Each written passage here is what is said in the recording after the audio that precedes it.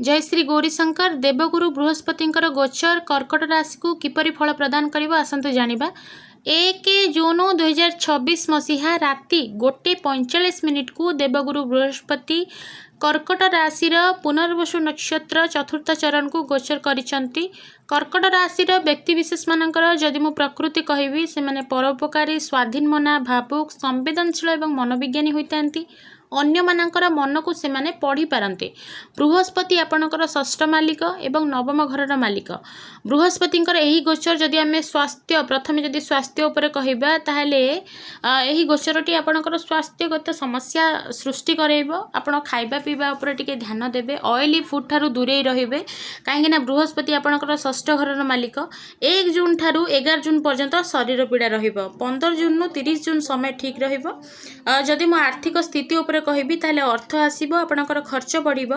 1 रु 15 भितरे आपणकर खर्च टिके अधिक रहिबो। पितृतुल्य लोकंग ठारू आर्थिक सहाय्य मिलिबो। बृहस्पति आपणकर पंचम दृष्टि रे संतान घर को देखुचंती। बिच्छा राशि को मंगल आपणकर 10th हाउस रे बसिचंती। तेनु करी संतान संतति आपणकर जो हबारे जो बाधा विघ्न आसुतला सेटा दूर करिवे। आपणकर आर्थिक स्थिति मध्य भल रहिबो। आपण टिके शरीर उपरे ध्यान देबे काहेकि ना बृहस्पति आपणकर षष्ठ घरर मालिक। तो हेल्थ रिलेटेड इश्यू देई पारंती। धन्यवाद।